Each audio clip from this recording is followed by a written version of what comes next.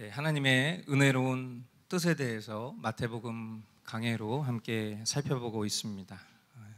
48번째 시간, 영원한 생명을 얻으려면 이라는 제목의 말씀 가지고 마태복음 19장 16절부터 30절까지 하나님 말씀 선포하도록 하겠습니다.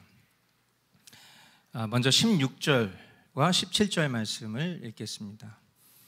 그런데 한 사람이 예수께 다가와서 물었다.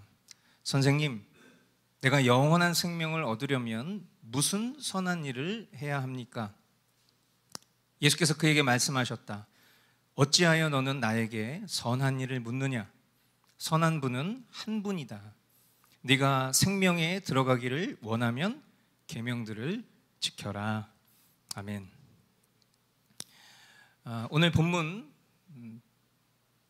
방금 읽은 이 말씀 누가복음 병행 구절을 보면 여기 예수님께 온 한 사람을 지도자 이렇게 말하고 있습니다.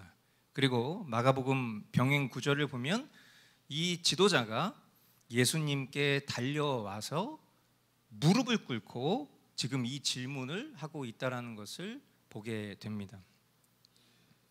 많은 사람들이 보는 앞에서, 그것도 총망받는 그런 젊은 지도자 한 사람이 이 예수님 앞에 무릎을 꿇었습니다. 그리고 그가 질문을 한 그 질문의 목적은 어떻게 하면 영생을 얻을 수 있는가에 대한 영생 얻는 방법에 대해서, 그리고 그것을 위해서 내가 무슨 선한 일을 해야 하는가에 대한 질문인 것이죠. 이 모습 속에 그가 가진 진지함 그리고 열심, 그것을 의심할 수는 없죠. 예수님은 그에게 말씀하십니다. 어찌하여 너는 나에게 선한 일을 묻느냐? 선한 분은 한 분이다. 네가 생명에 들어가기를 원하면 계명들을 지켜라. 이 지도자의 열심 또 겸손함이 사람이 보기엔 의심할 여지 없이 훌륭해 보였지만 하나님의 아들이신 예수님 눈에는 이 지도자가 예수님을 그저 한 분의 선생님 정도로 생각하며 인생의 해안을 얻고자 하는 것으로 보였음은 예수님의 이 대답에 깊이 녹여져 있습니다. 여러분, 영생을 얻기 위해서 계명을 지켜야 합니까? 저와 여러분들이 구원을 얻기 위해서 율법을 지켜야 합니까? 우리가 알거니와 계명을 지켜 영생을 얻을 사람은 아무도 없습니다. 계명은 구원의 조건이 아니고 계명은 우리의 연약함과 비참함을 일깨워 줄 뿐, 그것은 결국 우리를 참된 구원의 길이시요 유일한 생명 되신 예수 그리스도께로 인도하는 통로일 뿐입니다. 물론 그렇다고 해서 율법이 나쁜 것은 당연히 아니죠. 오히려 율법은 기능적으로 저와 여러분들을 하나님의 자녀된 백성으로 선하게 인도할 뿐 아니라 그것은 구원받은 백성들이 마땅히 지켜야 할 법도이기 때문입니다. 그러나 계명을 지켜 영생을 얻을 수 없다는 것은 분명한 진리임에도 불구하고 예수님은 지금 이 지도자에게 영생을 위해서 계명을 지켜라 말씀하심이 우리에게는 조금 의아한 대목이죠. 그런데 그것은 이어지는 말씀을 보면 해소가 됩니다. 16절로 21절 말씀에 보면 그런데 한 사람이 예수께 다가와서 물었다. 선생님, 내가 영원한 생명을 얻으려면 무슨 선한 일을 해야 합니까? 예수께서 그에게 말씀하셨다. 어찌하여 너는 나에게 선한 일을 묻느냐? 선한 분은 한 분이다. 내가 생명에 들어가기를 원하면 계명들을 지켜라. 그가 예수께 물었다. 어느 계명들을 지켜야 합니까? 예수께서 대답하셨다. 살인하지 말라. 간음하지 말아라. 도둑질하지 말아라. 거짓 증언을 하지 말아라. 아버지와 어머니를 공경하여라. 그리고 내 이웃을 내 몸과 같이 사랑하여라. 그 젊은이가 예수께 말하였다. 나는 이 모든 것을 다 지켰습니다. 아직도 무엇이 부족합니까? 예수께서 그에게 말씀하셨다. 네가 완전한 사람이 되려고 하면 가서 네 소유를 팔아서 가난한 사람에게 주어라. 그리하면 네가 하늘에서 보화를 차지하게 될 것이다. 그리고 와서 나를 따라라. 이 젊고 유망한, 사람들에게 존경받는, 그리고 아주 부유한 이 지도자는 사람들에게 굉장히 큰 지지를 받는 그런 인물이지 않았나 싶습니다. 저와 여러분들이 살아가는 일상 속에도 예수님을 믿지는 않지만, 신앙생활하지는 않지만 아주 모범적이고 훌륭한 인격을 가진 이들이 많습니다. 저는 이 본문에 등장하는 지도자를 늘 떠올릴 때마다 제 마음속에는 국민 MC 유재석 같은 사람이 아닐까, 그런 생각을 해보게 됩니다. 그리고 이 지도자를 마가복음 병행 구절에 보면 예수께서 그를 눈여겨보시고 사랑스럽게 여기셨다, 이렇게 기록이 되어 있을 만큼 예수님 눈에도 그는 분명 아주 사랑스러운 사람이었을 것이 분명하죠. 그런데 예수님은 이렇게 말씀하세요. 네가 완전한 사람이 되려고 하면 가서 네 소유를 팔아서 가난한 사람에게 주어라. 그리하면 네가 하늘에서 보화를 차지하게 될 것이다. 그리고 와서 나를 따라라. 계명을 지키는 것도, 소유를 파는 것도 구원의 조건은 아닙니다. 결국 그의 완전해 보이는 삶 넘어 그가 예수께로 나아올 수 없는 그 마지막 여지를 예수님은 결국 드러내시길 원하시는 것이었을 텐데, 그것은 바로 그가 가진 물질이었다는 거예요.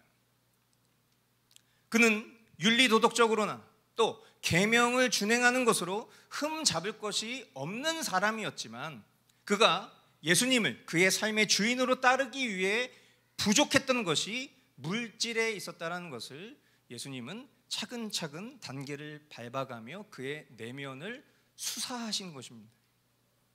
예수님은 이미 마태복음 6장을 통해서도 분명히 말씀하셨죠. 마태복음 6장 24절, 아무도 두 주인을 섬기지 못한다.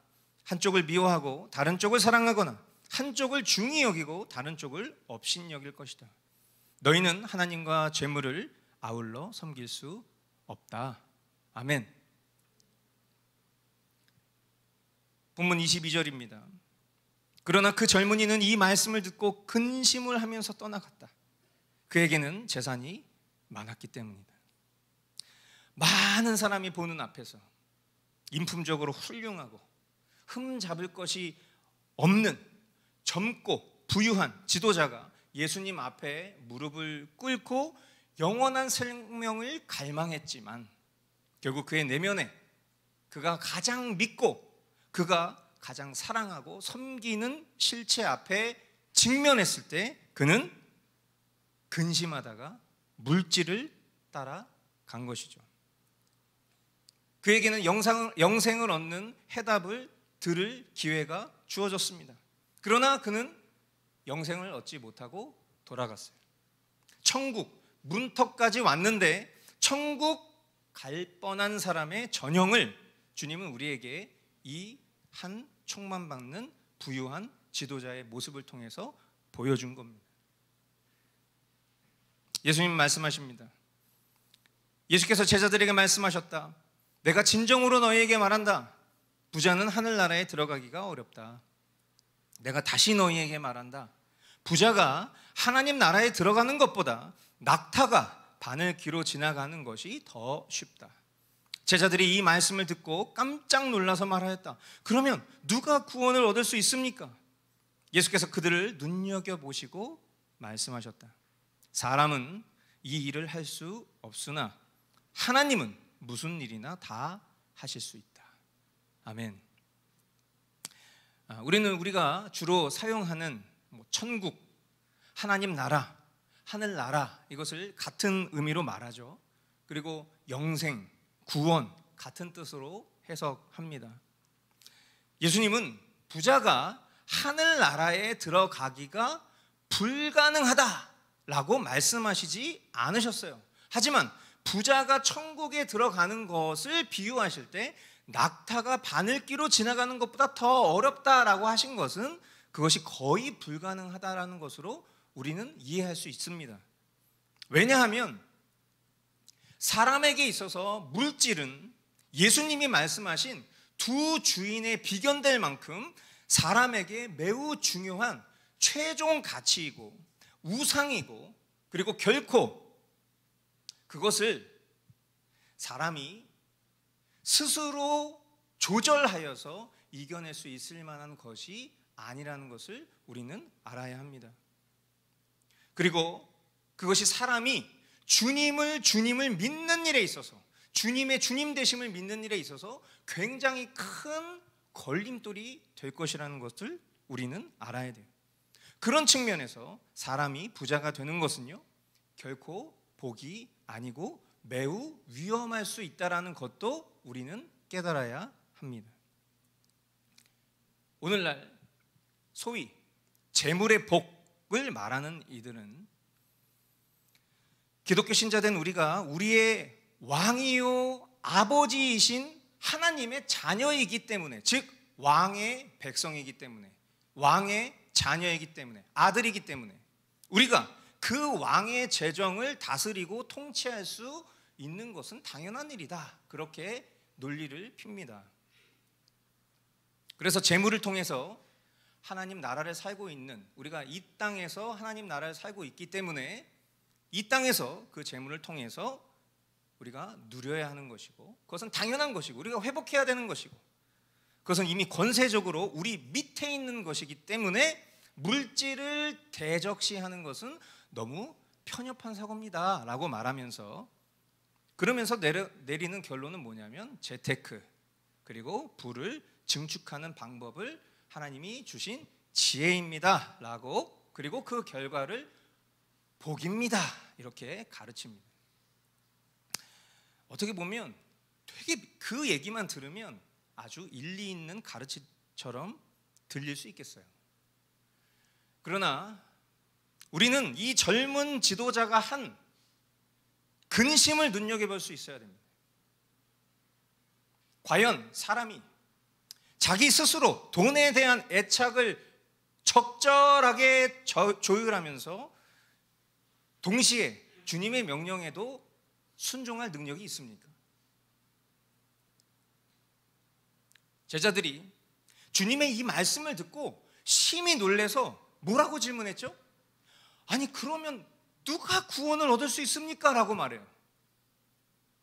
그만큼 이것이 불가능하고 심지어 부자가 하늘나라를 들어갈 수 없을 수준이라 했을 때 이것이 세상을 살아가는 신자에게는 큰 갈등을 안겨줄 것이 분명하기 때문이에요. 우리는 이런 존재적인 질문 앞에 설 때마다 주님의 말씀을 말씀대로 인정하고, 그러나 지식으로는 동의하고 인정하지만 실제된 믿음으로 그렇게 살 수 없는 내 자신을 애통하면서 주님의 말씀에 오롯이 순종할 수 있는 은혜를 허락해 주십시오, 그렇게 겸손하게 기도하는 것이 오히려 주님 보시기에 복된 모습일 것입니다. 그러나 어떻게 해서든 인간의 생각으로 주님의 말씀을 합리화해서 다른 결론을 내놓고자 하는 그런 시도는, 그것은 단순히 우매하고 연약함이 아니라 그 심령을 영원한 생명으로부터 멀어지게 만들 것임을 저와 여러분들이 기억해야 할 것입니다. 이 지도자의 태도와 진실해 보이는 그 모습에서 모든 것이 다 충족되었지만 단 하나, 물질의 연약함이 걸렸다면 우리는 그 정도는 사람의 연약함 정도로 치부하고 마치 이미 구원받은 신자처럼 간주하지 않았을까요? 그러나 생명의 주인 되신 예수님 앞에서 그는 구원받았으나 물질의 연약함을 가진 사람이 아니에요. 하나님의 은혜를 저버리고 영원한 죽음을 선택한 불쌍한 불신자였음을 우리는 주목해야 합니다. 결국 이 말씀을 통해서도 주님은 저와 여러분들에게 무엇을 말씀하시고자 함입니까? 사람은 이 일을 할 수 없으나 하나님은 무슨 일이나 다 하실 수 있다라고 말씀하셨어요. 부자가 천국에 들어간 것 거의 불가능합니다. 가끔 이 말씀을 흑백 논리로 해석해서 돈 많은 사람들을 향해서 일방적으로 악인인 것처럼 취급하고, 때론 돈 많은 신자를 향해서 저 사람은 중생하지 못한 사람인 것처럼 마음속에 정죄하는 분들도 있습니다. 반대로 앞서 소개해드린 대로 물질의 복이 이 생에서 누릴 수 있는 최고의 복이고 마땅한 복이라고 말하면서 그것을 우상 삼고 살아가는 신자의 모습들도 있을 것입니다. 그러나 그 모든 것들 다 사람 편에서는 의미 있을지 모르나 하나님 편에서는 의미 없어요. 하나님께서 은혜를 주시면 가능한 것이고, 하나님 은혜를 허락하시지 않으면 불가능한 것입니다. 참된 신자에게 베풀어진 은혜는 그를 참된 신자로서 살아갈 수 있도록 더 도와줄 것이고, 그릇된 지경에 놓인 불쌍한 신자에게도 하나님은 은혜를 베푸셔서 그를 바른 진리 가운데, 그리고 그 진리에 합당한 참된 실제된 삶으로 인도해 주실 것임을 말씀하는 것으로 해석됩니다. 구원은 하나님의 것이죠. 옛날 아브라함이나 이삭, 욥도 아주 부자였습니다. 그들은 하나님의 은혜를 입은 경건한 이들이었죠. 오직 하나님의 은혜를 받을 때 받은 물질에 대한 애착을 버릴 수 있을 것입니다. 그리고 하나님의 명령에 순종할 수 있을 것입니다. 이 부가 나의 만족과 유익을 위한 부가 아니라 하나님 나라를 위해서 하나님이 나에게 잠시 허락해 주신 것이구나라는 그런 청직이 된 마음을 갖게 될 것이라는 거예요. 하나님의 은혜가 임하면 말이죠. 그럼 그의 삶은 돈이 많아 보여도 그 돈은 그냥 그에게 통로일 뿐일 것입니다. 그러나 그의 삶이 조금씩 그 부를 축적하는 데 집중되고, 그리고 그런 이면에 자신의 삶 속에서 하나님의 그 신실하신 사랑을 배제한 채 계속하여서 그 물질을 추구하고자 하는 그 마음이 다른 사람 눈에는 다 보이는데 스스로는 자신을 바라볼 수 없는 우둔함에 갇혀 있다면 우리는 그런 사람을 불쌍히 여길 수밖에 없겠죠. 물질을 자기 소유가 아닌 하나님의 것으로 인식하고 하나님 나라와 영광을 위해 선한 일에 쓸 수 있어야 할 것입니다. 그러나 이 말씀을 통해서 우리가 내릴 수 있는 확실한 대답은 뭡니까? 대부분의 경우 물질은 영적 성장과 성화의 걸림돌이 될 뿐 아니라 그것은 우리가 근심하다가 따르게 될 영원한 죽음의 우상이 될 수 있다는 것을 깨닫게 해주시는 말씀임을 기억할 수 있기를 바랍니다. 27절로 30절 말씀 우리 한 목소리로 읽도록 하겠습니다. 이 말씀을 듣고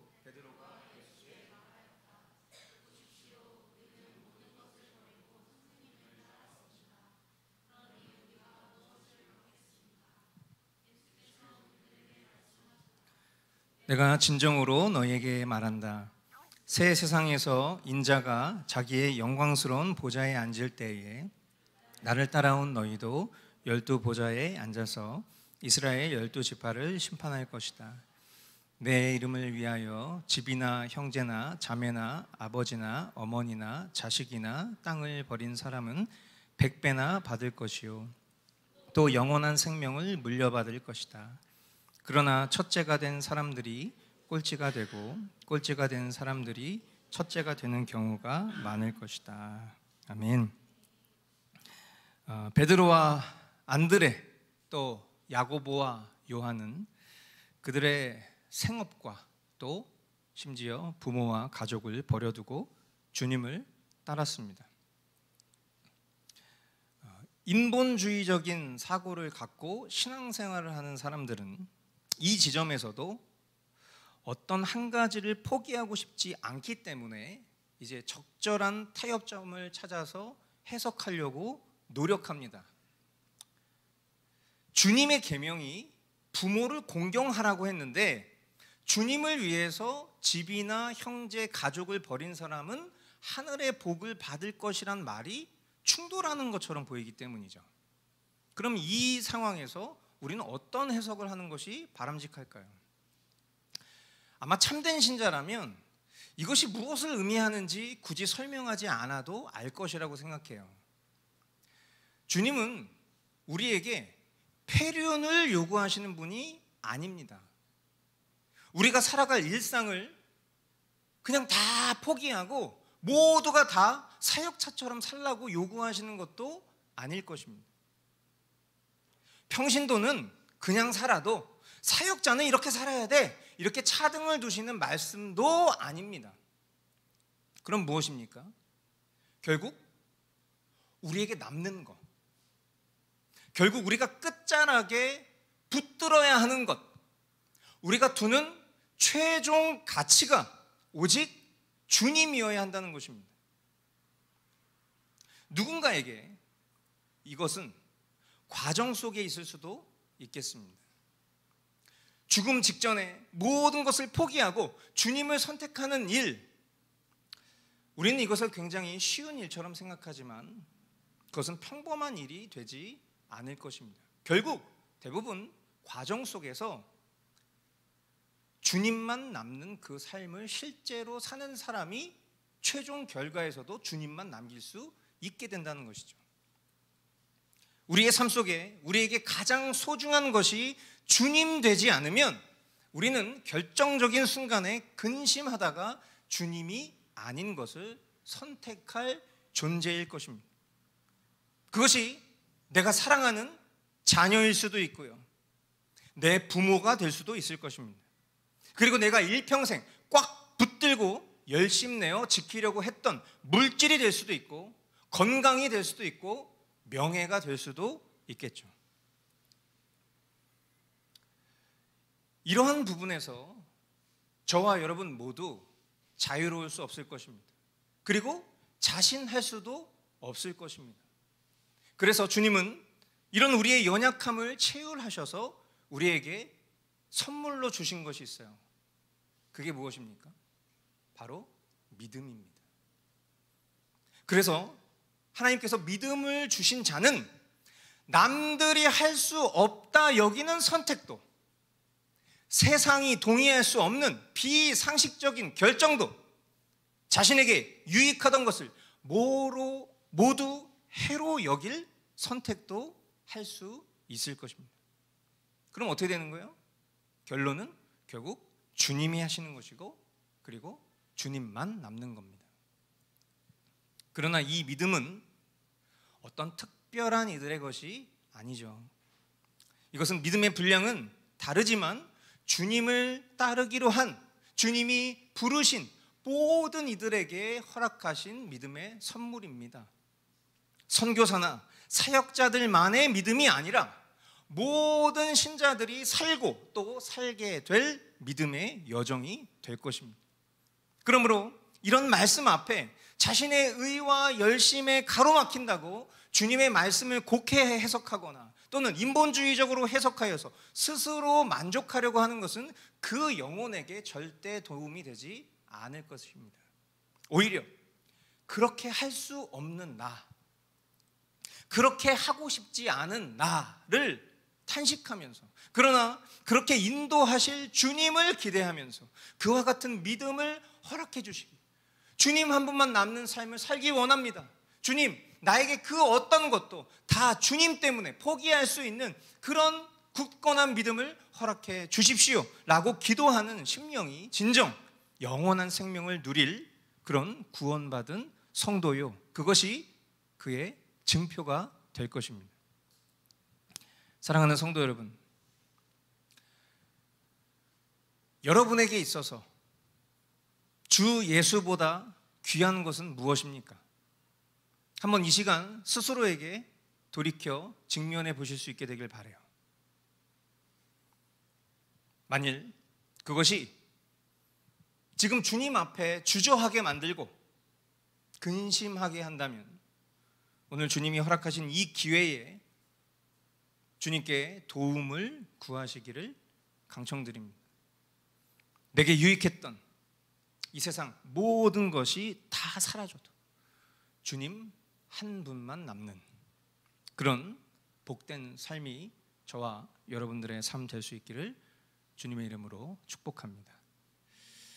오늘 우리에게 허락하신 이 말씀 가운데 특별히 나에게 있어서 주 예수보다 더 귀한 것은 무엇인지, 이 질문 앞에 우리가 함께 기도하기를 원해요.